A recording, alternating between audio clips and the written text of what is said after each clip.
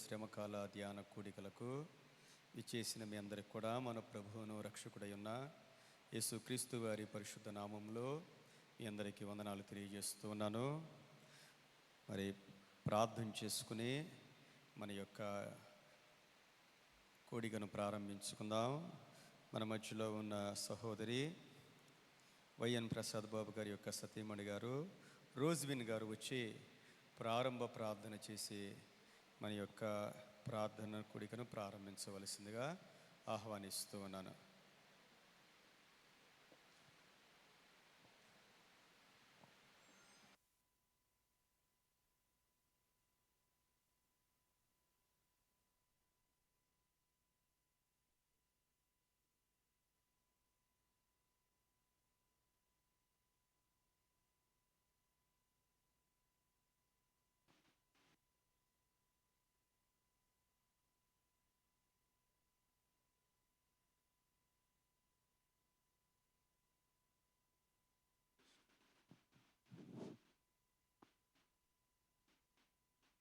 ప్రార్థన చేసుకుందాం.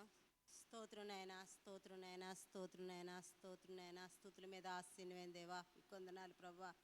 ఆశ్చర్యకరుడా, ఆలోచనకర్త, నిత్యుడగు తండ్రి, సమాధానకర్త, గతిపతి, బలవంతుడైన దేవా, మీ స్తోత్రునైనా స్తోత్రునైనా తండ్రి కృపాసన కూర్చొని ప్రభా మా కొరకు నిరంతరము విజ్ఞాపనం చేసిన దేవా, మీ కొందనాలు ప్రభా. వందనాలైనా మహాగణుడు మహోన్నతుని నిచ్చి నివాసి అయిన దేవా, మీ కొందనాలు ప్రభా. మహోన్నతుని చాటును నివసించేవాడే, సర్వశక్తిని నేను విశ్రమించేవాడని సెలవిచ్చావు ప్రభా. ఇదిగోనైనా ఉదయకాలం మొదలుకొని ఇంతవరకునైనా నీ రెక్కల నీళ్ళ మమ్మల్ని కాచి కాపాడి భద్రపరిచి ఇంతవరకునైనా నీ యొక్క సజీవ లెక్కలో ఉంచావు ప్రభా.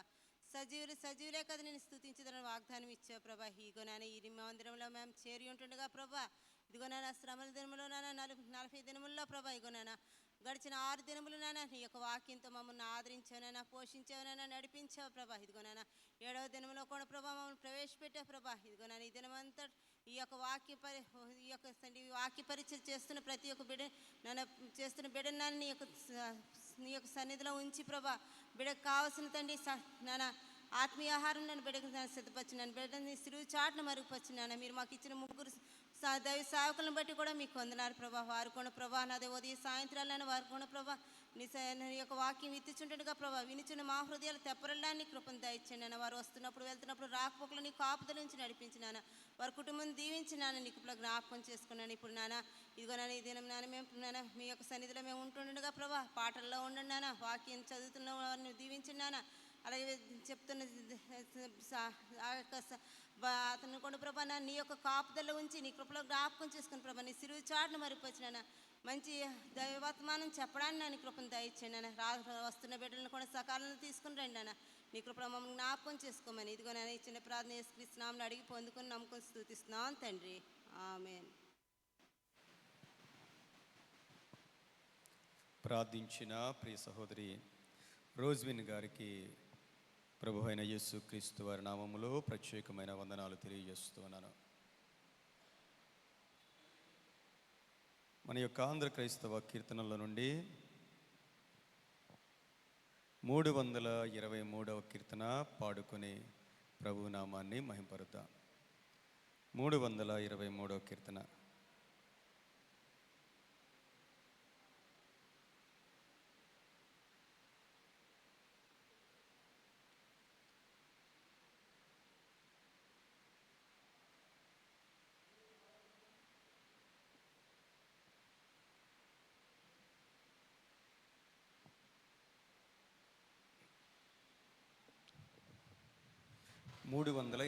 కీర్తన. రవయ్య యేసునాథా మా రక్షణ మార్గము, నీ సేవా చేయమము చేపట్టుటకు రవయ్య యేసునాథా.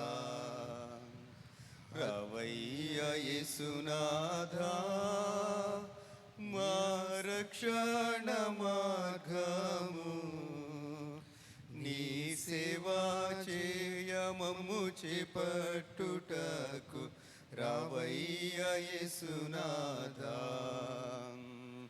హద్దులేక మేము ఇలా ముద్దులమై ఉంటివి, మా కొద్ది బుద్ధులన్నీ దిద్ది రక్షింపను రావయ్య యేసునాథా, రావయ్య యేసునాథా, మా రక్షణ మార్గము నీ సేవా చేయమము చేపట్టుటకు రావయ్య యేసునాథా, నిండు వేడుకతోను మమ్ము బెండు బడక చేసి మా గండంబులన్నీయు ఖండించుటకు రావయ్య యేసునాథా, రావయ్య యేసునాథా, మా రక్షణ మార్గము నీ సేవా చేయమము చేపట్టుటకు రావయ్య యేసునాథా, మేరాలేని పాపము మాకు భారమైన మోపు నీవు దూరంబుగా చేసి దారి చూపుటకు రావయ్య యేసునాథా,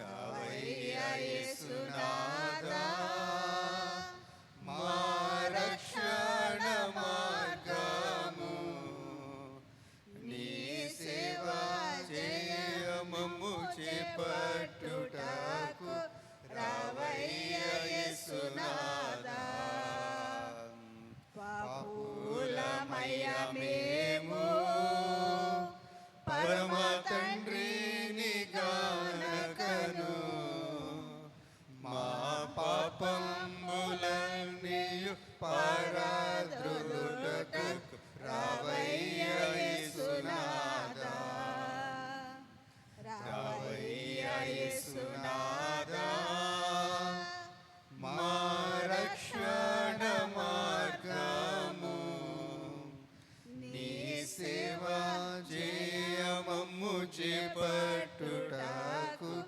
రావయ్య యేసునాథా, అందమైన నీదు పరమానందపురమందు మేమందరము చేరి ఆనందించుటకు రావయ్య యేసునాథా, రావయ్య యేసునాథా, మా రక్షణ మార్గము నీ సేవా చేయమము చేపట్టుటకు రావయ్య యేసునాథా. Praise the lord. దేవుని యొక్క వాక్యాన్ని చదువుకుందాం. దేవుని యొక్క వాక్యాన్ని చదివి వినిపించవలసిందిగా ఏర్పాటు చేయబడిన వారిని ఆహ్వానిస్తూ ఉన్నాను. మొదటిగా తిమోతికి వ్రాసిన అపోస్తలుడైన పౌలు గారు తిమోతికి వ్రాసిన 2వ పత్రిక 3వ అధ్యాయము 16-17 వచనాలు. తిమోతి పత్రిక 2వ పత్రిక 3వ అధ్యాయము 16-17 వచనాలు. అలాగే హెబ్రీలు రాసిన పత్రిక 4వ అధ్యాయము 12వ వచనం. Praise the Lord. ఈ దినమునకే ఏర్పాటు చేయబడిన దైవవాక్యం భాగము తిమోతికి రాసిన 2వ పత్రిక 3వ అధ్యాయము 16వ వచనం 17వ వచనం చదువుకుందాం. దైవజనుడు సన్నిధుడై ప్రతి సత్కారమునకు పూర్ణముగా సిద్ధపడి ఉండినట్లు దైవావేశము వలన కలిగిన ప్రతి లేఖమును ఉద్దేశించుటకును ఖండించుటకును తప్పుదిద్దుటకును నీతియందు శిక్ష చేయుటకును ప్రయోజనకరమై ఉన్నది. దేవుడి వాక్యాన్ని దీవించునుగాక. ఆమేన్.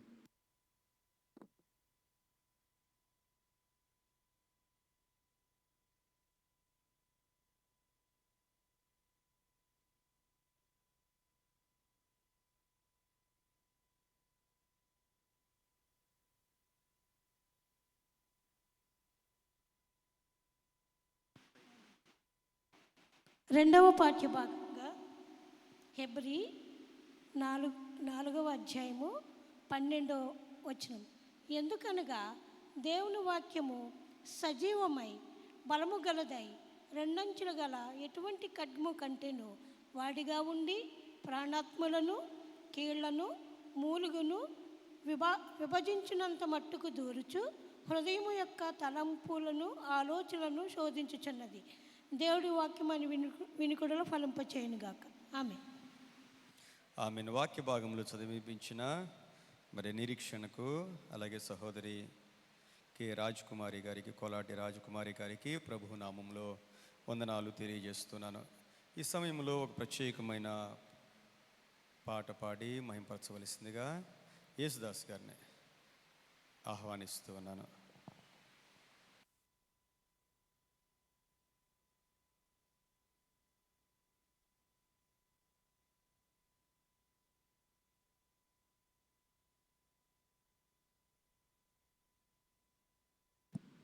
Praise lord.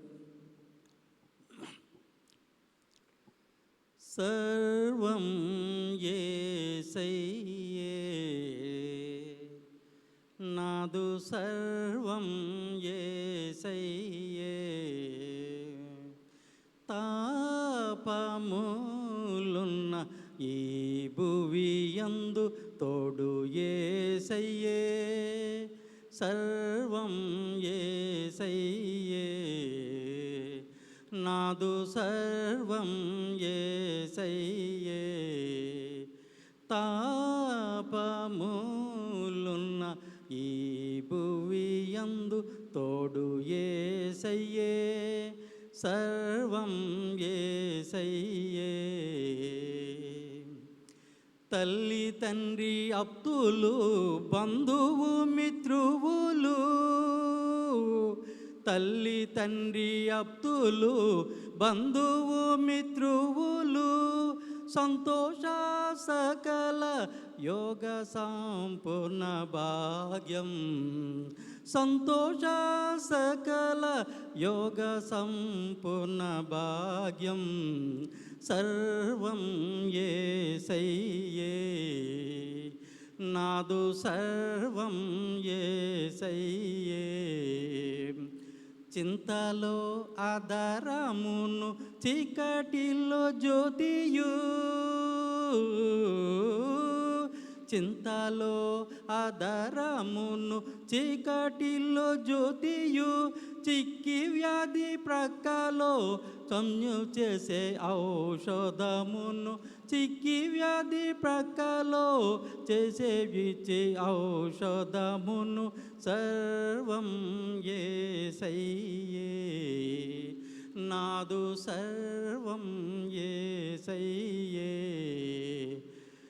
బోధనీడు తండ్రియున రాకపోకలందును,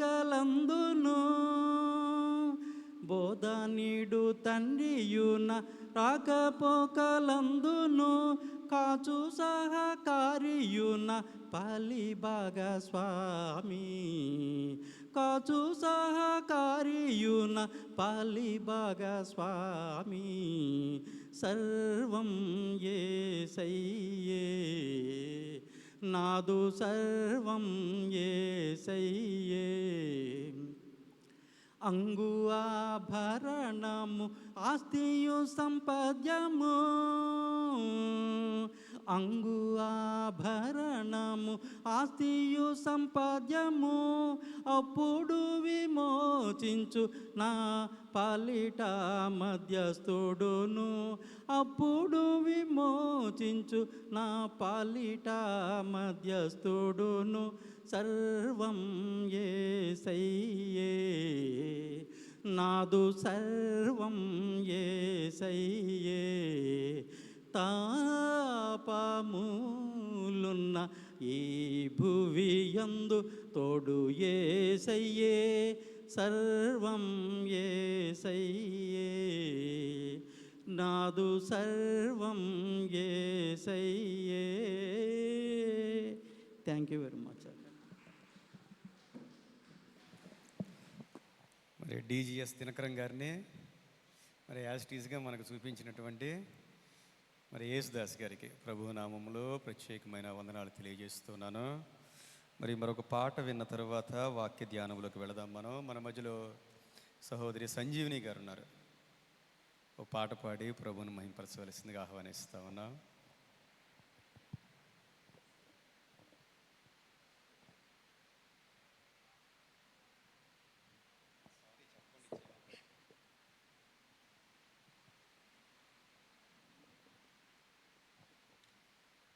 మోయలేక సిల్వ భారము యేసుతోలేనా, అయ్యో గుండె పగలేనా,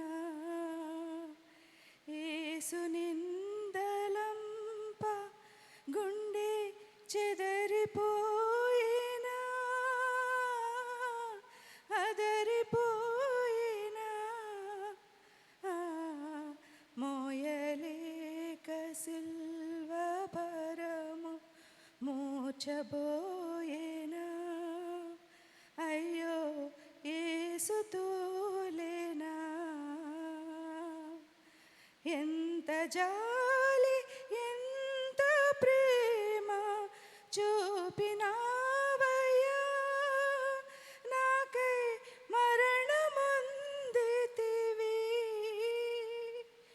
ఎంత జాలి ఎంత ప్రేమ చూపినావయ్యా, నాకై మరణమొందితివి, నీదు రక్తధారలే, నీదు రక్తధారలే నాదు పాపమంతటిన్ మరుగుపరచెను, మోయలేక సిల్వ భారము మోచబోయేనా, అయ్యో యేసుతోలేనా, ఘోరయాతనలను నీదు క్రూర మరణము చూడ గుండె పగులదా, ఘోరయాతనలను నీదు క్రూర మరణము చూడ గుండె పగులదా, పాపమేమి చేయవైతివి, పాపమేమి చేయవైతివి, పరమదేవుడా ఓ పరాత్పరా, మోయలేక సిల్వ భారము మోచబోయేనా, అయ్యో యేసుతోలేనా, యేసు నిందలంప గుండె చెదరిపోయేనా, అదరిపోయేనా, మోయలేక సిల్వ భారము మోచబోయేనా, అయ్యో యేసుతోలేనా.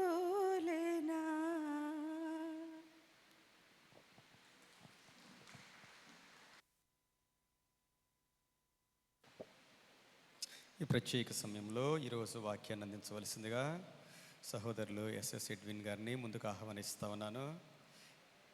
ముందుగా ఆహ్వానించడం మర్చిపోయాను, సారీ. దయతో ముందుకు రావాల్సిందిగా ఆహ్వానిస్తూ ఉన్నాను. ముందుకు రండి.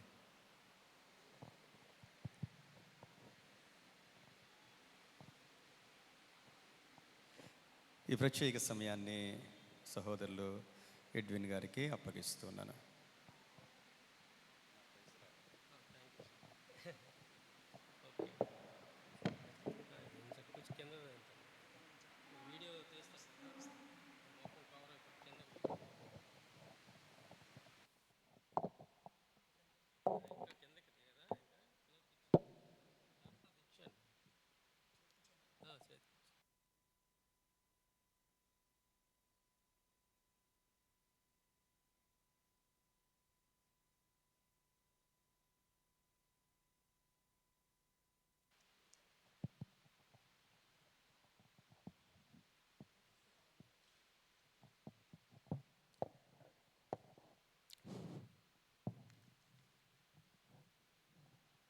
ముందుగా మన దేవుడైన యెహోవాకు స్తుతి స్తోత్రములు చెల్లించుచున్నాను. ప్రియమైన యునైటెడ్ క్రైస్ట్ చర్చ్ నరా బ్రాంచ్ సభ్యులకు ఈ సమయంలో ఈ లెంట్ ప్రేయర్ కూడికకు వచ్చి ఉన్న మీకు అందరికీ నా యొక్క శుభములు మరియు కృతజ్ఞత వందనములు చెల్లించుకొనిచున్నాను. మరియు ఈ మంచి సమయమును నాకు ఇచ్చిన పాస్టర్ గారికి మరియు మొత్తం సంఘ కార్యవర్గానికి కూడా కృతజ్ఞత వందనములు చెల్లించుకొనిచున్నాను. ఈ దినమునకై ఏర్పాటు చేయబడిన వాక్య భాగము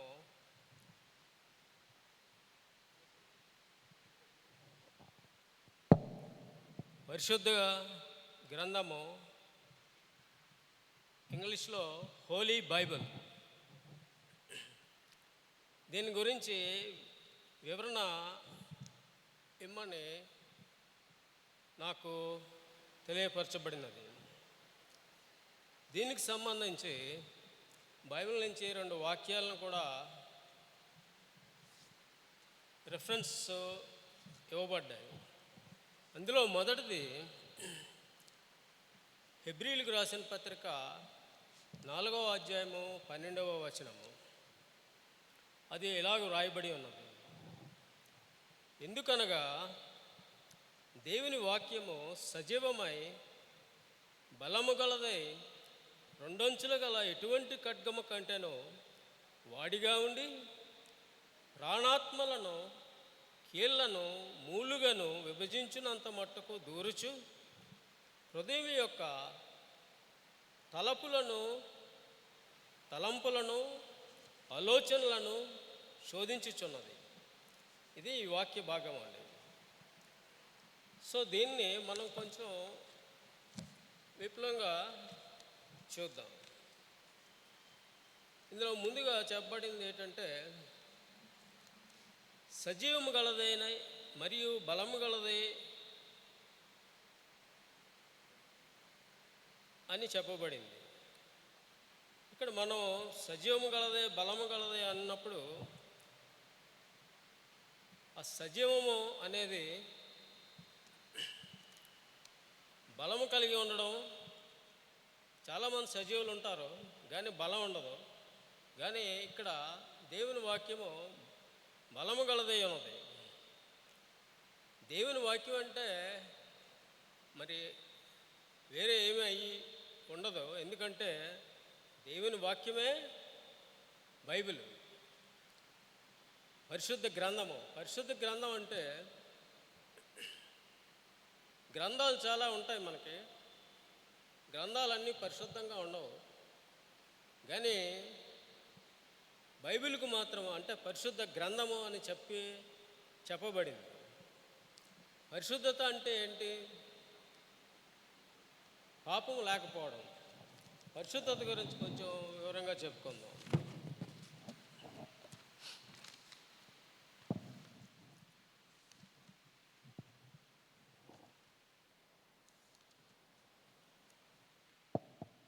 యెహోవా వంటి పరిశుద్ధ దేవుడు ఒకడునో లేడు, మరి నువ్వు తప్ప మరి ఏ దేవుడునో లేడు. మన దేవుని వంటి ఆశ్రయదుర్గము ఏమీ లేదు అని చెప్పబడింది.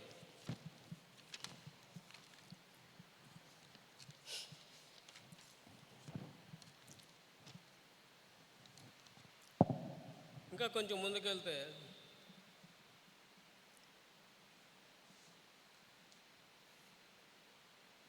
దేవుడు పరిశుద్ధాత్మను దుఃఖపరచకుడి విమోచన దినం వరకు ఆయన యందు మీరు ముద్రింపబడి ఉన్నారు అని చెప్పబడి ఉంది. ఇక్కడ ఏంటంటే దేవుని పరిశుద్ధాత్మను దుఃఖపరచకుడి అనేసి చెప్పబడి ఉంది.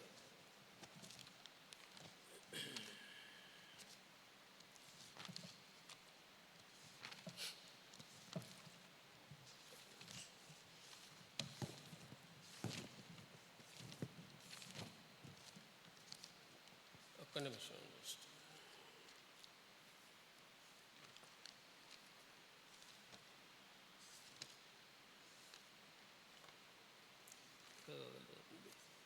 పరిశుద్ధుడు పరిశుద్ధుడు అని వ్రాయబడి ఉన్నది. అది టైంకి ఎక్కడ మిస్ అయింది.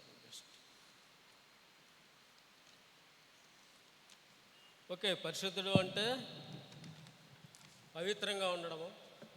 పవిత్రత అంటే కల్మషము, పాపము ఇలాంటివి ఏమీ లేకుండా ఉండడము. పాపకార్యాలు మనకు తెలుసు. అవి ఏవనగా జారత్వము, మోసం చేయడం, ఇట్లా చాలా ఉన్నాయి. వాటిని మనం మానుకొని ఉంటే ఆటోమేటిక్గా మనం పరిశుద్ధులము అవుతాం. రెండవదిగా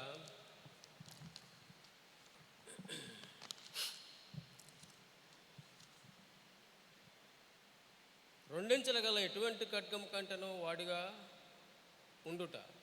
అంటే ఒక మనిషి తప్పు చేసినప్పుడు దాన్ని కొన్ని కారణాలు చెప్పి తను చేసింది మంచిదని చెడ్డది కాదు అని వివరణ ఇస్తాడు. అయితే దేవుని వాక్యము దాన్ని ఛేదించి మనిషిలో ఉన్నటువంటి ఆలోచనలను, ఉద్దేశాలను బయలుపరుస్తుంది.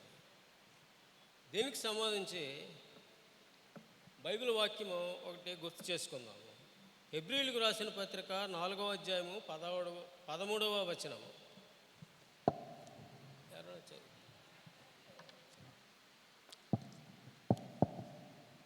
చదవండి.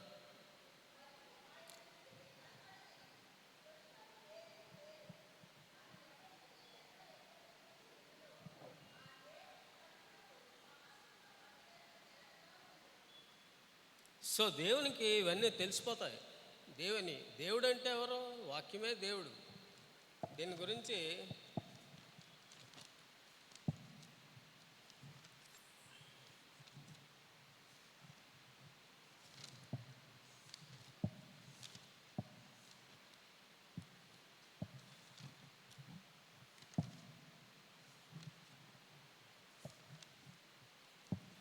యోహాను సువార్త 1వ అధ్యాయము 1వ వచనం చదవండి.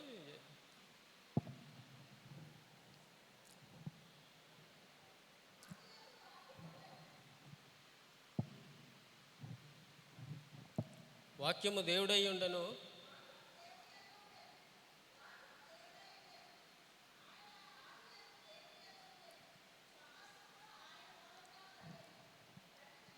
అదేనండి, వాక్యం దేవుడై ఉండను.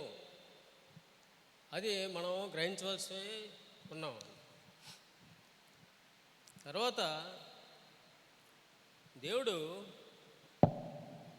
అంటే యేసు ప్రభు వారు నేనే మార్గమును, సత్యమును, జీవమును, నా ద్వారానే తప్ప ఎవడనో తండ్రి వద్దకు రాడు అని యోహాను 14వ అధ్యాయము 6వ వచనంలో చెప్పబడింది. సో ఇలాగా దేవుడు మనల్ని తన వాక్యం ద్వారా ఛేదించి మనిషిలో ఉన్నటువంటి దురాలోచనలను, ఉద్దేశాలను బయలుపరుస్తుంటారు. కాబట్టి అది దేవుని యొక్క వాక్యం యొక్క పవర్. ఈ వాక్యం అసలు ఉద్దేశం ఏంటంటే the power of God's word. దేవుని యొక్క వాక్యం యొక్క శక్తిని తెలియపరుస్తుంది. మూడవదిగా ప్రాణాత్మలను, కీలను, నాలుకను, మూలుగను విభజించినంత మట్టుకు దూరుచు. అంటే దేవుని వాక్యము హృదయాంతరాలను చేరుకొని మన యొక్క కోరికలను, మోటివ్స్ను బయలుపరుస్తుంది. దీనికి సంబంధించి కీర్తనలో 139వ అధ్యాయము 1-2 వచనాలు చదువుదామండి. ఎవరో ఒకరు చదివి వినిపించారు.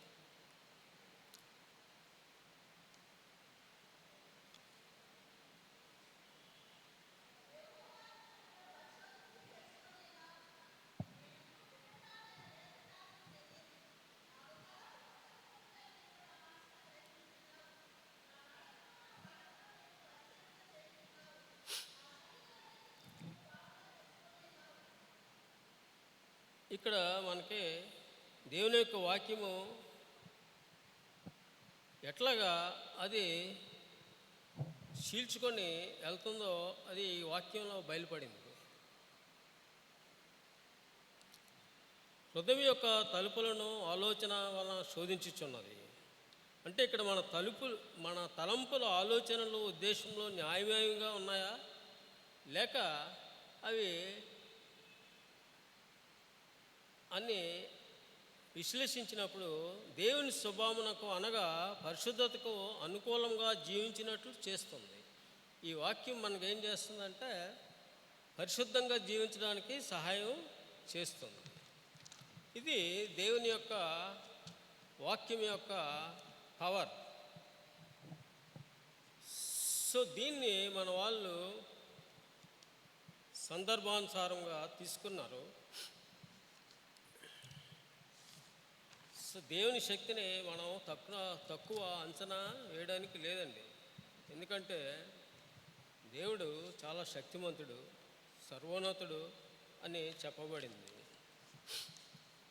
రెండవదిగా మనకి రెండవ వాక్యం ఏంటి ఇచ్చారంటే 2 తిమోతి 3వ అధ్యాయము 16-17 వచనాలు.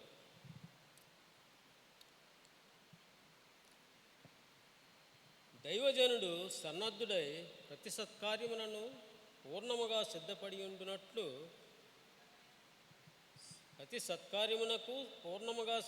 ఉండునట్లు దైవావేశము వలన కలిగిన ప్రతి లేఖనము ఖండించుటకును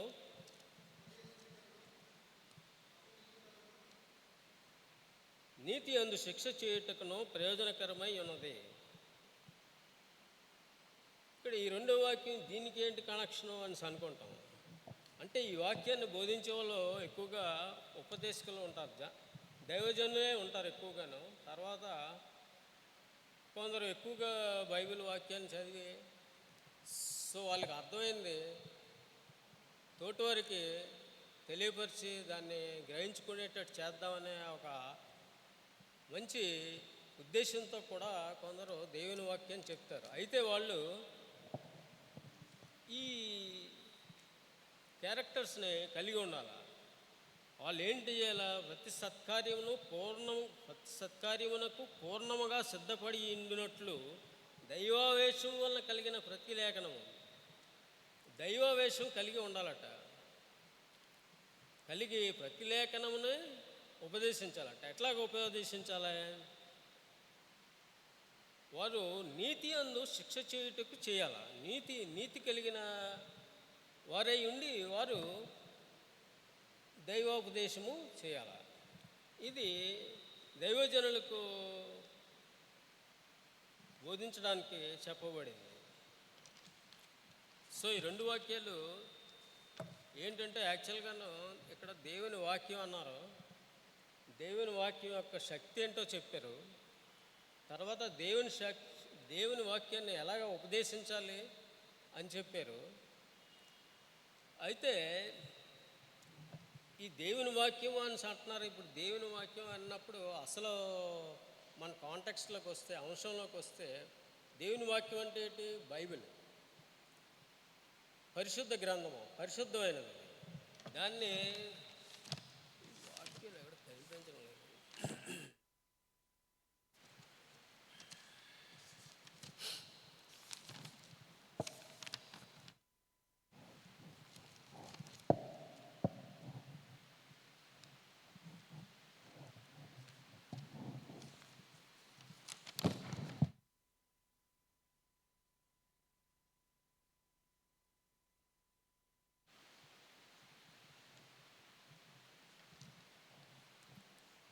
సో దేవుడు ఈ పరిశుద్ధంగా ఉన్నాడు అని చెప్పడానికి కీర్తన 90వ అధ్యాయం 9వ వచనంలో ఇలా చెప్పబడి ఉంది.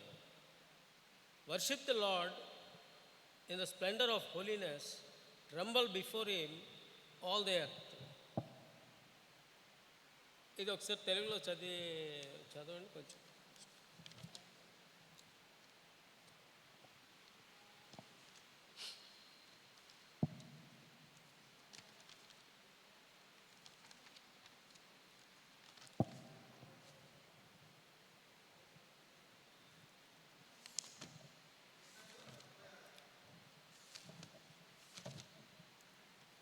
కీర్తన 96 అధ్యాయం 9వ వచనం.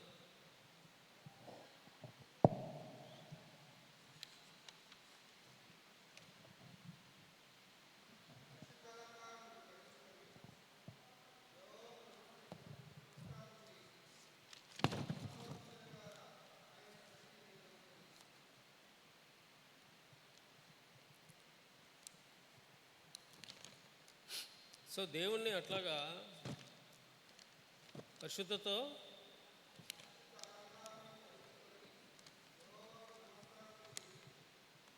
పరిశుద్ధంగా చేయాలి అంటే మనం ముందు పరిశుద్ధం అవ్వాలన్నమాట. పరిశుద్ధం అవ్వకుండా దేవుడిని పూజించలేము. ఎందుకంటే ఇక్కడ ఏమనంటే దేవుని గురించి Bible emphasizes the importance of holiness in various passages. దేవుని యొక్క పరిశుద్ధత, God commands Israel to be holy because he is holy. దేవుడు పరిశుద్ధుడు కాబట్టి మన అందరినీ పరిశుద్ధుడిగా ఉండమని చెప్పాడు. అది ఎక్కడ రాయబడి ఉందంటే లేవీ కాండము 14వ అధ్యాయము 44-45 వచనాల్లో ఉంటుంది. అంటే kindly read that one, because ఇలా తీయడానికి నాకు టైం లేదు, అది పెట్టుకోలేదు నేను, తెలుగుది చదివాను. అంటే దేవుని వాక్యాలు రెఫరెన్స్లు ఎందుకు ఇస్తున్నానంటే దీని వాక్యంలో అంత పరిశుద్ధత గురించి ఇంపార్టెన్స్ మీరు గ్రహిస్తారని ఓన్లీ వాక్యాలే చెప్తున్నాం. ఎందుకంటే వేరేవేవి చెప్పడానికి మనకు లేదు, ఎందుకంటే దేవుని వాక్యాన్నే చెప్పాలా. తర్వాత యెషయా గ్రంథము లేవీకాండం చదివారా? లేవీకాండం 11వ అధ్యాయం 44-45 వచనాలు.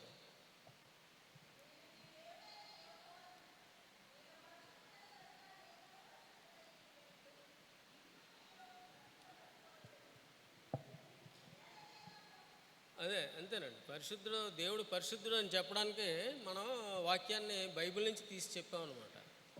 రెండోది, the heavenly host declare holy holy holy in the is the Lord God Almighty అని దేవదూతలు దేవుణ్ణి స్తుతిస్తున్నారట. అది ఎక్కడ రాయబడి ఉందంటే యెషయా గ్రంథము 6వ అధ్యాయం 3వ వచనంలో ఉందండి.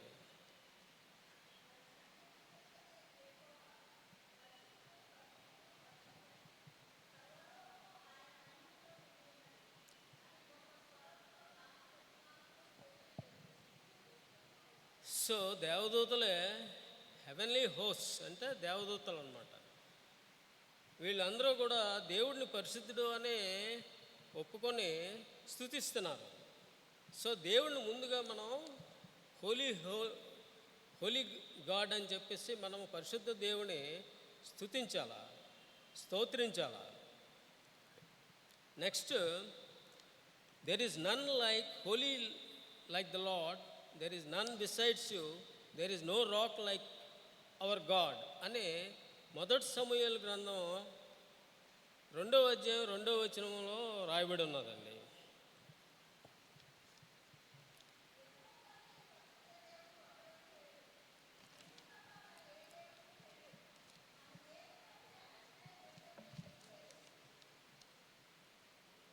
సో తర్వాత లేవీకాండము 20వ అధ్యాయం 7వ వచనం.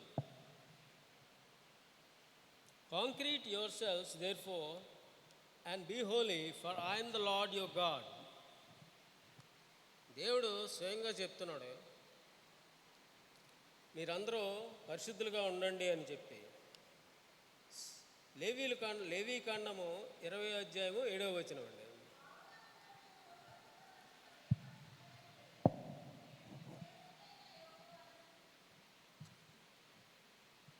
సో దాన్ని బట్టి మనము బిలీవర్స్ అంటే మనము దేవుణ్ణి నమ్ముకునే వాళ్ళని, మనం మన యొక్క జీవితాలని లివింగ్ సాక్రిఫైజెస్ దేవునికి అర్పించుకోవాలట. దాన్ని ఎక్కడ చెప్పారంటే రోమీలు గ్రంథంలో, రోమీలు రాసిన పత్రికలో 12వ అధ్యాయము 1వ వచనంలో రాయబడి ఉన్నది.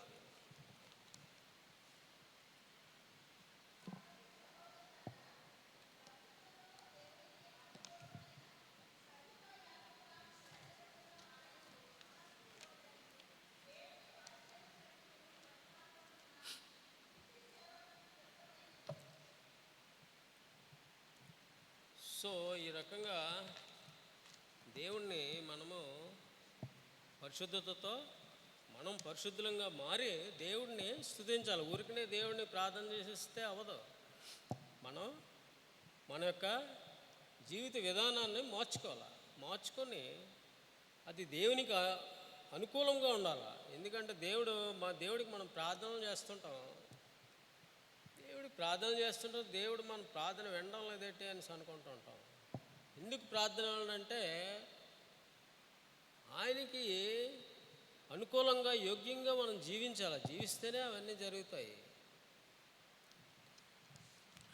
దేవుడు ఏంటన్నాడంటే ఇంకో దగ్గర, మిమ్మల్ని రక్షింపనేరకి ఉండినట్లు నా హస్తం కుర్చీ కాలేదు అని చెప్తుంటాడు. ఎందుకంటే మీ యొక్క దుష్టకార్యాలు పాపకార్యాలే అడ్డొస్తున్నాయి అని చెప్తాడు. సో ఇవన్నీ మనం మంచి ప్రవర్తనలో ఉండేటప్పుడు ఆటోమేటిక్గా గుడ్ రిజల్ట్స్ వస్తుంటాయి. ఊరికే రావడం లేదు ప్రార్థన చేస్తున్నాను, బైబిల్ చదువుతున్నాను, చర్చికి వెళ్తున్నాను, ఏమి అవ్వడం లేదు ఏంటి అనుకో. దానికి కారణం ఇదనమాట. మనం అయితే దేవుడు పాపాలు చేసిన వాళ్ళందరినీ క్షమిస్తాడు అని అన్నారు. క్షమించడం అంటే ఎప్పుడు క్షమిస్తారు? క్షమించిన తర్వాత ఒకసారి చేసిన పాపాలని క్షమించేస్తారు. క్షమించిన తర్వాత మళ్ళీ చేస్తూ ఉంటే ఇంకా అది కరెక్ట్ కాదు కదా. మనం దేవుని వలే పోలి జీవించి అప్పుడు దేవుడిని అడిగితే అప్పుడు మనకి అవన్నీ జరుగుతాయి అన్నమాట. సో ఈ రకంగా పరిశుద్ధత గురించి మనం తెలుసుకొని దాన్ని అనుసరించాలా. అనుసరించిన తర్వాత దాని యొక్క ఫలితాలని పొందాలా. ఊరికనే అనుసరించేస్తే ఏంటి అని అనుకుంటాం. ఊరికనే అనుసరించడం ఎవరు ఊరికనే ఏ పని చేయరు కదా, ఎవరూ చేయరు. ఏదో ఒక ఉద్దేశాన్ని ఆలోచించుకొని ఏదో ఒక ఆశపడుతూ చేస్తారు ఎవరైనా సరే. మనం అందరం చర్చికి ఎందుకు వస్తున్నాం అసలు యాక్చువల్గాను అని మనలో మనం ప్రశ్నించుకోవాలా. ఎందుకు వస్తున్నాం చర్చికి? దేవుడు మనకి ఏదో మేలు చేస్తాడని, దేవుడు మనకు సహాయం చేస్తారని, దేవుడు మనల్ని మరి ముఖ్యంగా మనం వినదాన్ని బట్టి మన పాపాల నుండి మనల్ని రక్షించి మనకి పరలోక రాజ్యం ఇస్తారని మన ఆశతోనే ఇక్కడికి వస్తున్నాం. అంతేగాని ఊరికనే ఏదో కాలక్షేపానికి ఎవరో రారు అని నేను అనుకుంటున్నాను. సో ఇప్పుడు ఆ పరిశుద్ధ గ్రంథం గురించి అది ఎట్లాగొచ్చింది, ఏటి సంగతి అనేది మనం తెలుసుకుందాం. బైబిల్ అందరూ చదువుతుంటారు. ఈ బైబిల్ ఏంటుంది అనేసి చాలామందికి తెలియదు. అయితే బైబిల్లోనున్న దేవుని ఉద్దేశం ఏంటంటే అది మనం తెలుసుకుందాం ప్రస్తుతానికి. ఇక్కడ బైబిల్ని తెలుసుకునే ముందు బైబిల్ని ఎవరు తయారు చేశారు, ఎట్లా తయారు చేశారో అనేది మనం తెలుసుకుందాం. ఎందుకంటే మనం ప్రస్తుతం మన అంశం బైబిల్ పరిశుద్ధ గ్రంథం. అసలు బైబిల్ అంటే ఏంటి అంటే పరిశుద్ధ గ్రంథం అని తెలుసుకున్నాం. ఇప్పుడు అది ఎక్కడి నుంచి వచ్చింది, ఎలాగొచ్చింది దాన్ని మనం ఇప్పుడు ఆల్రెడీ చెప్పుకున్నాం. దేవుని వాక్యమే దేవుడు అనేసి అనుకున్నాం. ఇప్పుడు దీన్ని ఎలాగొచ్చింది? దేవుడు అయినా ప్రత్యక్షంగా ఇచ్చాడా, అలాగైనా తీసుకోండి అని ఇచ్చాడా ఏంటి? అలాగే ఇవ్వలేదు మనకి.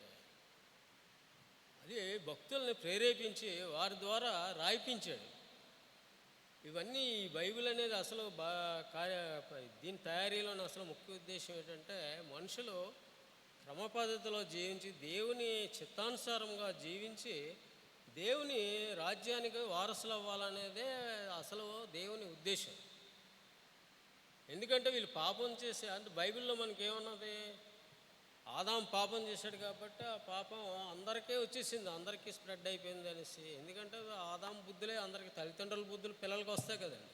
అట్లాగే మన అందరికీ బుద్ధులు వచ్చేసి మనం పాప పనులు చేస్తున్నాం. అయితే మరి పాపాల నుంచి విమోచించడానికి అనేసి దేవుడు ఆలోచన చేసి ముందు మనకు సృష్టి గురించి తెలుసుకుందాం. బైబిల్లో ముందు సృష్టి గురించి చెప్పబడింది. ఆదాము అవ్వను పుట్టించాడు, వాళ్ళ ద్వారా జనరేషన్స్ వచ్చాయి. తర్వాత వాళ్ళు ఎప్పటి వరకు వచ్చింది? నోవహు కాలం వరకు వచ్చింది. అప్పుడు వీళ్ళు పాపం చేశారు. వీళ్ళు ఈ పాప బుద్ధులు అందరికీ వచ్చాయి కదా జనరేషన్స్కి. వాళ్ళందరూ ఏం చేస్తున్నారంటే పాప బుద్ధులు వచ్చి పాపాల్లో నిండిపోతున్నారు. దేవుడిని ఎవరు లక్ష్య చేయడం లేదు. అప్పుడు దేవుడు ఏం చేశాడంటే వీళ్ళందరినీ కంప్లీట్ చేసేద్దాం, బాధపడి కంప్లీట్ చేసేద్దాం అని చెప్పి బైబిల్లో రాయబడి ఉంది. అయితే ఆ తర్వాత మళ్ళీ అలా పుట్టుకొని వచ్చారు. మళ్ళీ ఎవరో కూడా దేవుడిని అంగీకరించడం లేదు. దేవుడికి ముందుగా దేవుడు ఏంటంటే మోసే వరకు వచ్చేసరికి మోసే 10 ఆజ్ఞలు ఇచ్చాడు. వీళ్ళు సరిగ్గా ఉండలేకపోతున్నారో, జీవించలేకపోతున్నారో, ఒకళ్ళనొకళ్ళు మోసం చేసుకుంటున్నారో, ఒకళ్ళనొకళ్ళని నాశనం చేసేసుకుంటున్నారు, దోచేసుకుంటున్నారు, ఆడిది ఈడు తీసేసుకుంటున్నాడు, ఈడిది ఆడి తీసేసుకుంటున్నాడు. ఇదంతా ఏడు సంగతి, ఇది బాగోలేదని చెప్పేసి దేవుడు 10 ఆజ్ఞలు ఇచ్చారు. అవే 10 కమాండ్మెంట్స్. ఆ 10 కమాండ్మెంట్స్లో మొట్టమొదటి ఆజ్ఞ ఉన్నదండి. మొట్టమొదటి ఆజ్ఞ, నీ దేవుడైన యెహోవాను పూర్ణ ఆత్మతోనూ దేవుణ్ణి సేవించాలని ఉన్నది. ఆ తర్వాత నీ తల్లిని తండ్రిని సన్మానించము అని చెప్పారు. తర్వాత దొంగలించవద్దు, నరహత్య చేయవద్దు. ఇట్లాగా 10 కమాండ్మెంట్స్ దేవుడు ఇచ్చిన తర్వాత వీటిని పాటించి ఏమైనా నా తట్టు తిరుగుతారా అని చెప్పేసి ఆలోచించాడు. అవి కూడా వినడం లేదు.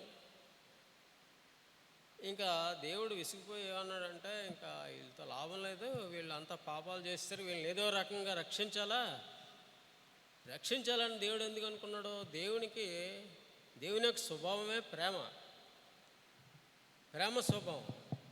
ప్రేమ అంటే ఇది అంటే చిన్నపిల్లలు ఆలోచించింది కాదు. ప్రేమ అంటే తల్లి తండ్రుల యొక్క ప్రేమ, పిల్లల మీద ఉండే ప్రేమ, అన్నదమ్ముల మధ్య ఉండే ప్రేమ, ఇవన్నీ ప్రేమగా ఇక్కడ బైబిల్లో వర్ణింపబడ్డాయి. ఇట్లాగా దేవుడు ప్రేమ గలవాడు ఏం చేశాడంటే అప్పుడు ఇలాగ లాభం లేదు, వీళ్ళని రక్షించాలి అని చెప్పేసి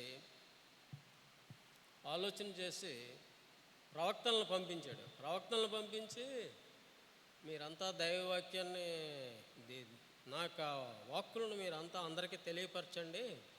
వీళ్ళందరూ అప్పుడైనా మారుమనసు పొంది నా తట్టు తిరిగి, యెహోవా దేవుడు ఏంటంటే ముఖ్యంగా ముందు ఆయన్ని ఆరాధించమన్నాడు. అది అప్పుడు రోజుల్లో ఆజ్ఞ, ఇప్పటికి కూడా అదే అనుకోండి.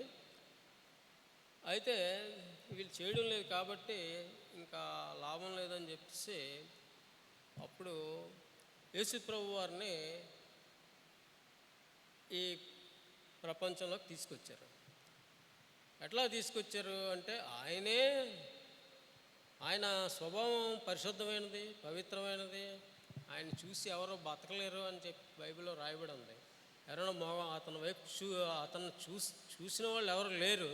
ఈవెన్ మోషే కూడా ఆయన ఎక్కడి నుంచే చూశాడు అన్నట్టుగా రాయబడి ఉన్నది.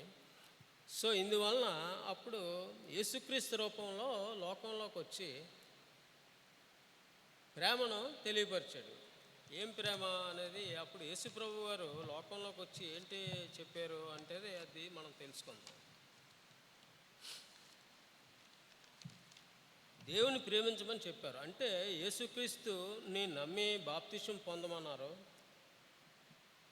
ఆయనే మార్గమును, సత్యమును, జీవమును, ఆయన ద్వారా తప్ప ఎవరినూ తండ్రి వద్దకు రారు అని చెప్పారు. ఈ వాక్యాలని మనం ముందుగా ఒకటి చూద్దాం. యోహాను సువార్త 14వ అధ్యాయం 6వ వచనం.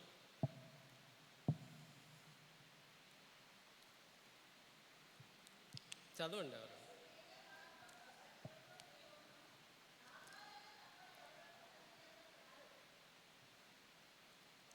చెప్పారు కదండి. తర్వాత లూకా 10వ అధ్యాయం 27వ వచనం చూడండి.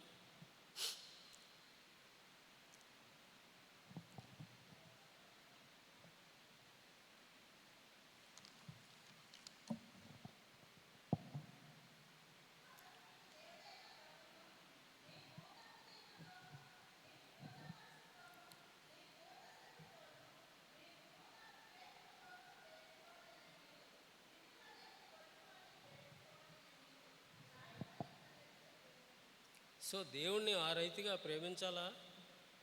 దేవుణ్ణే కదా, తోటి వారిని కూడా నిన్ను వలె పొరుగువాడిని ప్రేమించండి అనేసి చెప్పారు. రెండవదిగా పాపక్షమాపణగా మరియు దయ గురించి చెప్పారు. మనం ఎదుటి వారి తప్పులను క్షమించమని చెప్పారు. ఎందుకంటే పాపులను విడిచి దేవుని తట్టు తిరగమని చెప్పారు.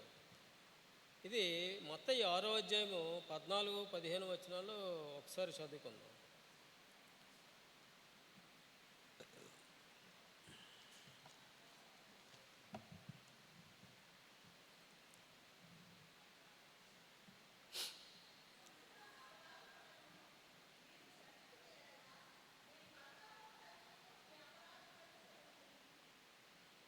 తర్వాత వచనం అండి.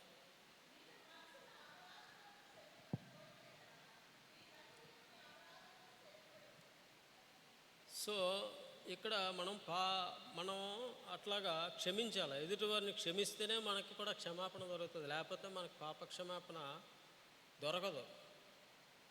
క్షమించడం అనేది ఎప్పుడు వస్తుంది? తప్పులు పాపాలు చేసినప్పుడే కదా క్షమించవలసిన అవసరం వస్తుంది. నెక్స్ట్ మారు మనస్సు మరియు దేవుని యందు నమ్మకం కలిగి ఉండాలి అని చెప్పారు. సో ఇప్పుడు అసలైన అంశానికి వచ్చాం. మారు మనస్సు అంటే ఏంటి? మనుషులు యొక్క అంతరాత్మలో మార్పు రావాలి అంటే, మార్పు అనేది ఏంటంటే యేసుక్రీస్తు వారిని దేవుని కుమారుడని నమ్మడమే మార్పు. సో నమ్మడమే కాదు, నమ్మకం కలిగి ఉండాలి. అది కంటిన్యూస్గా ఉండాలి. అప్పుడు మనకి రక్షణ అనేది వస్తుంది.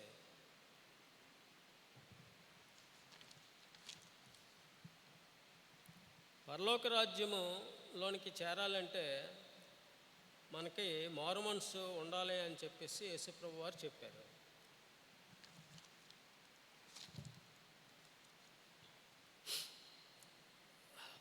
పరలోక రాజ్యం అంటే ఏంటి? అదే నిత్య జీవము గురించి చెప్పారు. తర్వాత దేవుడు దిక్కుమాలిన వారిని, బేదల్ని కూడా దయ చూపించమని యేసుప్రభు వారు చెప్పారు. ఇది అంతా దేవుని యొక్క స్వభావాలు అన్నమాట.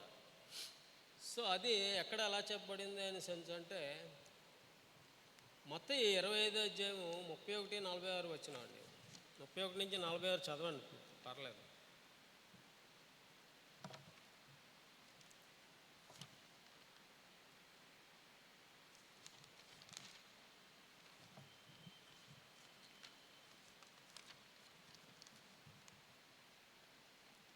మత్తయి 25వ అధ్యాయం 31 నుంచి 46 వరకు చదివాడు.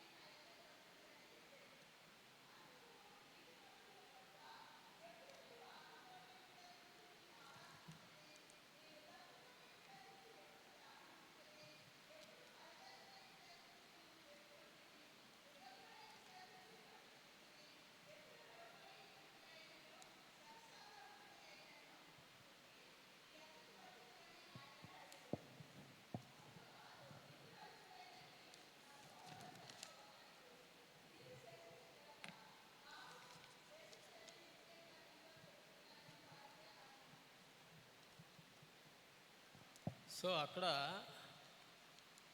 మనం అట్లాగా చేయకపోతే దేవుడు కూడా మనకి సరైన ట్రీట్మెంట్ ఎవరు.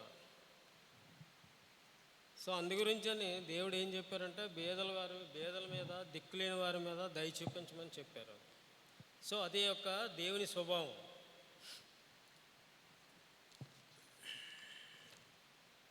సో అయితే ఇప్పుడు మనం యేసుప్రభు వారు ఏం చెప్పారు? ప్రేమ కలిగి ఉండాలా, పాపక్షమాపణ పొందమని చెప్పారు. తర్వాత ఆయన్ని నమ్మి మారుమనసు పొందమన్నారు. ఆయన ద్వారానే దేవుని దగ్గరికి వెళ్తామని చెప్పారు. ఇంకా వేరే మార్గం లేదని చెప్పారు. సో అట్లా చేయడం వలన రక్షణ దొరుకుతుందని చెప్పారు. నిత్యజీవం అని దానికి తెలియపరిచారు. నిత్యజీవం అంటే దేవుని రాజ్యంలో పాలిభాగస్తులు అవ్వడం అన్నమాట. దేవుని రాజ్యం ఎట్లాగా ఉంటుంది అనేది ఒకసారి కొంచెం చూద్దాం. అది శాంతి మరియు న్యాయంతో కూడి ఉంటుంది. శాంతి మరియు న్యాయంతో కూడి ఉంటుంది. దేవుని ప్రజలు యుద్ధంలో లేక భయం లేకుండా బ్రతుకుతారు, అంటే ప్రశాంతంగా జీవిస్తారు. వారికి బాధ, నొప్పి, మళ్ళీ మరణం కూడా ఉండదని చెప్పబడి ఉంది. వారు దేవుని మహిమలో, దేవుని రాజ్యంలో నివసిస్తారు. ఎవరు? ఈ రక్షణ పొందిన వాళ్ళు, మారు మనసు పొందిన వాళ్ళు. అసలు మారు మనస్సు అంటే మనం ఇందాక చెప్పుకున్నాం ఏంటి? దేవుని వైపు తిరిగి పాపకార్యాలను వదిలి యేసుప్రభువే దేవుడని నమ్మడం, అంతే. సో నమ్ముట నీ వలన అయితే నమ్మువానికి సమస్తమును సాధ్యమే అని అన్నారు. అది ఎక్కడని అన్నారంటే మనుషుల యొక్క విశ్వాసాన్ని తెలియపరుస్తుంది. సో ఇప్పుడు మనం ముఖ్యంగా మనం తెలుసుకోవాల్సింది ఏంటో మీకు తెలియపరిచాను. దేవుని యొక్క ఉద్దేశం, పరిశుద్ధ గ్రంథం యొక్క ఉద్దేశం మీకు చెప్పాను. పరిశుద్ధ గ్రంథంలోనే ఇవన్నీ వివరించబడినవి. ఎట్లాగుందంటే ఫస్ట్ పరిశుద్ధ గ్రంథాన్ని 66 పుస్తకాల కింద విడదీశారు.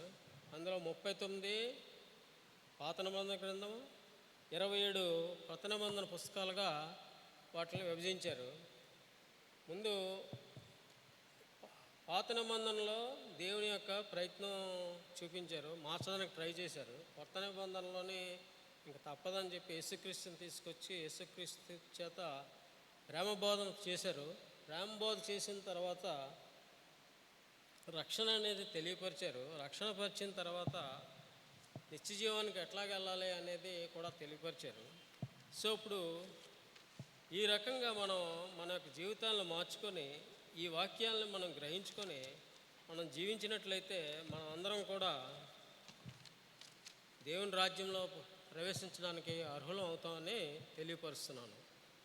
కాబట్టి మనము మన కుటుంబ సభ్యులు దేవుడైన యెహోవాను, ఆయన కుమారుడైన యేసుక్రీస్తును నమ్మి లేక విశ్వాసం ఉంచి పరిశుద్ధ ఆత్మ ఆదరణను పొందుచు పాపక్షమాపణ పొంది దేవుని రాజ్యంలో వారసులం కావాలని కోరుచున్నాను. దేవుడు తన కృపతో ఆ విధంగా మనందరినీ దీవించి ఆశీర్వదించాలని దేవుణ్ణి ప్రార్థిస్తున్నాను. God bless you. ఆమేన్.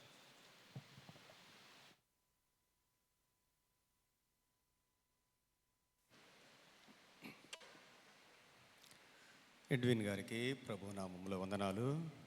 మరి చదవబడిన వాక్యం 2 మాటలు ధ్యానం చేద్దాం. తిమోతిలు రాసిన పత్రిక 2వ పత్రిక 3వ అధ్యాయము 16వ వచనాన్ని ఒకసారి చూసినప్పుడు ఇక్కడ వ్రాయబడిన మాట ఏంటంటే, దైవజనుడు సన్నద్ధుడై. ఎవరండి? దేవుని యొక్క వాక్యాన్ని దేవుని సేవకులు బోధించాలి. దైవజనుడు సన్నద్ధుడై, ఎందుకంటే దేవుని యొక్క వాక్యము పరిశుద్ధాత్మ ద్వారా వ్రాయబడింది. ఇది ఒక ఆర్డినరీ బుక్ కాదు. దేవుని యొక్క వాక్యము పరిశుద్ధాత్మ ద్వారా వ్రాయబడింది. అది పరిశుద్ధాత్మ ద్వారానే ప్రత్యక్షపడుద్ది, పరిశుద్ధాత్మ ద్వారానే బోధించబడాలి.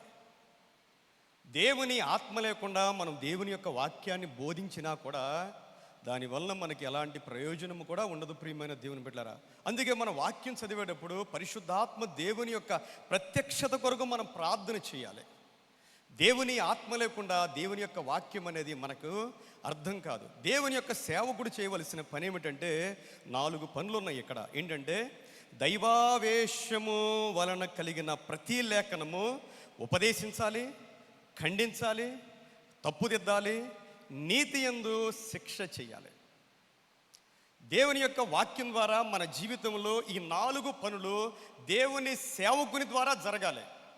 దేవుని సేవకుడు పరిశుద్ధాత్మ పూర్ణుడై దేవుని యొక్క వాక్యాన్ని ఏం చేయాలంటే ఉపదేశించాలి, ఖండించాలి, ప్రజలు యాక్సెప్ట్ చేయగలగాలి. ఈ రోజుల్లో ప్రజలకు ఏంటంటే పొగడ్తలు కావాలి. ఉన్న వాక్యం ఉన్నట్లుగా చెప్తే, ఖండిస్తే, బుద్ధి చెప్తే రిసీవ్ చేసుకునే వాళ్ళు అరుదుగా ఉన్నారు. ప్రియమైన దేవుని బిడ్డలారా, ఈ వాక్యం ద్వారా ఖచ్చితంగా ఈ 4 పనులు జరగాలి. ఉపదేశించాలి, ఖండించాలి, తప్పుదిద్దాలి, తర్వాత నీతి యందు శిక్ష చేయాలి. ఎందుకంటే హెబ్రీయులకు రాసిన పత్రిక 4:12 దేవుని యొక్క వాక్యము సజీవమై బలము గలదై 2 అంచులు కలిగిన ఎటువంటి ఖడ్గము కంటెను వాడిగా ఉండి ప్రాణ ఆత్మ కీళ్ల మూలుగులను విభజించునంత మట్టుకు దూరుచు. ఆయన మనల్ని బాగు చేసే వాక్యం అది. దేవుని యొక్క it is a living word. దేవుని యొక్క వాక్యం సజీవమైంది. ఆ వాక్యం ద్వారా మనలోనికి గొప్ప మార్పు తీసుకొని రాబడతా ఉంటుంది. మన ప్రాణము, మన ఆత్మ, మన కీళ్ళు, మన మూలుగులు విభజించేంతగా దేవుని యొక్క వాక్యము మనలో పనిచేయాలి. దేవుని యొక్క వాక్యం చదువుతూ ఉండంటే వాస్తవానికి మనలో భయం కలుగుద్ది. ప్రియమైన దేవుని బిడ్డలారా, ఒక భయం. దేవుని యొక్క వాక్యం చదువుతూ ఉన్నప్పుడు మనం ఎంతగా దేవుని యొక్క వాక్యానికి లోబడతా ఉన్నాం అనే విషయాలు మనం జ్ఞాపకం చేసుకోవాలి. ప్రియమైన దేవుని బిడ్డలారా, మంచి వర్తమానం అందించినటువంటి ఎడ్విన్ గారికి ప్రభువు నామములో వందనాలు తెలియజేస్తూ దేవుడు ఈ కొద్ది వాక్యాన్ని దీవించి ఆశీర్వదించునుగాక. మన మధ్యలో ఉన్న సెక్రటరీ గారు మనకి ప్రకటనలు తెలియజేస్తారు. యథావిధిగా రేపటి దినం మన యొక్క ఉపవాస కూడిక 7 గంటలకు ప్రారంభం కానుంది. మరి నేను రేపటి దినాన్న మెయిన్ చర్చిలో వాక్యం చెప్పడానికి వెళుతూ ఉన్నాను కనుక మా కోసం కూడా మీరు ప్రార్థన చేయండి. ఈ సమయంలో మనందరం లేచి నిలబడగా ప్రార్థన చేసుకుని పరలోక ప్రార్థన ఆశీర్వాదంతో మనం సెలవు తీసుకుందాం. పరిశుద్ధుడా, ప్రేమ కలిగిన తండ్రి, నీకు వందనాలు. నీ వాక్యము నైనా సర్వ సృష్టిని కలుగ చేసిన నీ వాక్యము కొరకై నీకు వందనాలు. నీవు కలుగును అనగానే సమస్తము కలిగింది నాయనా. యేసయ్యా, నీవు దేవాది దేవుడవై ఉండి, వాక్యమై ఉన్న దేవుడవై ఉండి, శరీరధారిగా మా మధ్యలోనికి వచ్చిన గొప్ప దేవుడవైనందుకు నీకు స్తోత్రాలు చెల్లిస్తున్నాం ప్రభు. నీ వాక్యము మాకు ఆహారము, నీ వాక్యము మాకు సుత్తి లాంటిది నాయనా. నీ వాక్యము మాకు అద్దము లాంటిది ప్రభువా, ఫల లాంటిది నీ వాక్యము.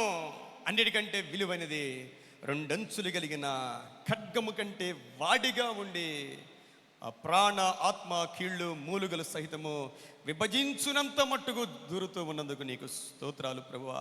మేము నీ వాక్యం ద్వారా ప్రత్యేకించబడాలి నాయన. మా జీవితంలో ప్రత్యేకించబడాలి, ఈ లోకము నుండి ప్రత్యేకించబడాలి. నా తండ్రి, నీకు వందనాలు స్తోత్రాలు చెల్లిస్తూ ఉన్నా. ఈ వాక్యం ఉన్న ప్రతి బిడ్డను మీరు దీవించండి నా ప్రభువా. ఆత్మలో బలపరచండి నాయన.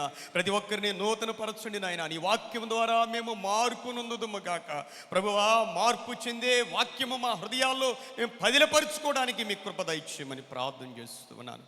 యేసురాజా, ఈ సమయంలోనైనా ప్రత్యేకంగా ప్రకాష్ గారు వాళ్ళ అత్తగారి కోసం ప్రార్థన చేయమని ఉన్నారు.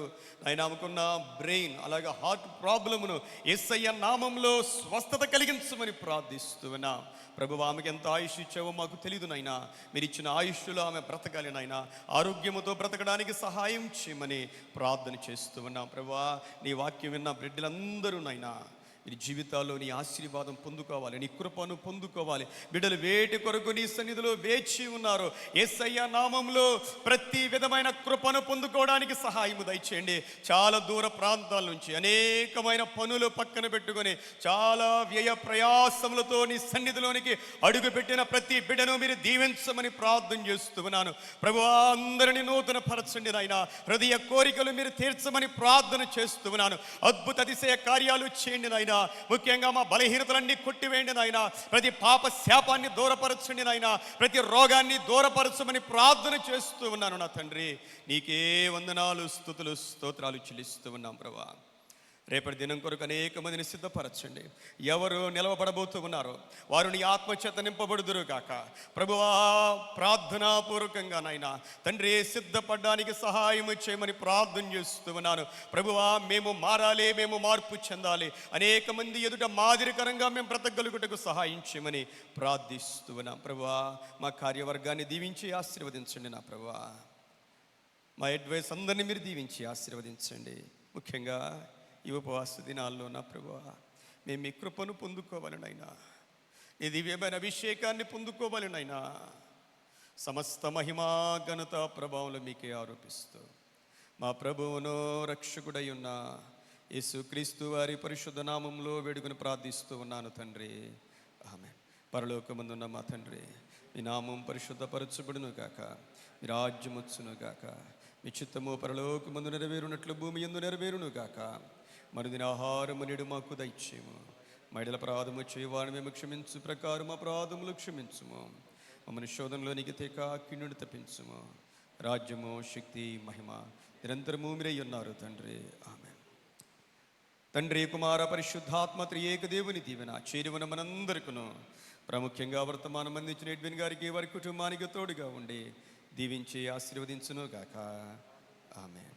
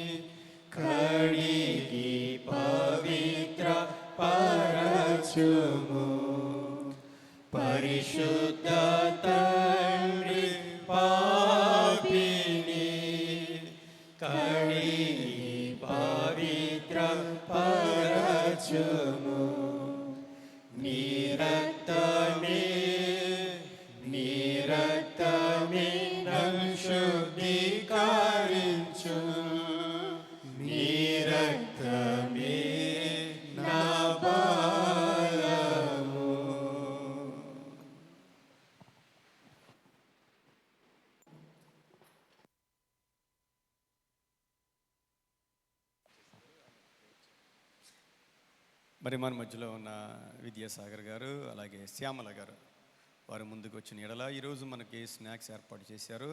వారి కొరకు ప్రార్థన చేద్దాం. ఒకసారి ముందుకు వస్తే. మరి చాలా సంతోషం ప్రియమైన దేవుని బిడ్డలారా.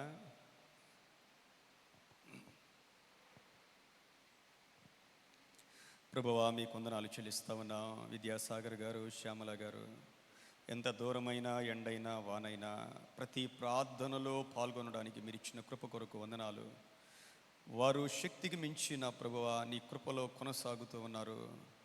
ఈరోజు నాయనా మీ నామాన్ని ప్రేమించి, సంఘాన్ని ప్రేమించి దేవా బిడ్డలు నాయనా ఇచ్చిన స్నాక్స్ని బట్టి నీకు వందనాలు.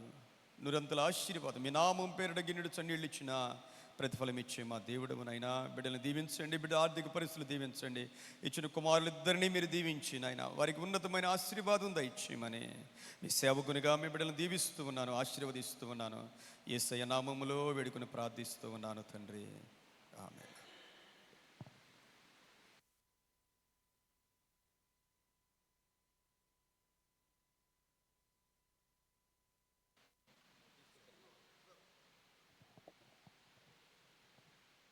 ఈరోజు స్నాక్స్ ప్రొవైడ్ చేసిన మన విద్యాసాగర్ గారి, శ్యామల గారికి ప్రత్యేకమైన వందనాలు తెలియజేస్తున్నానండి.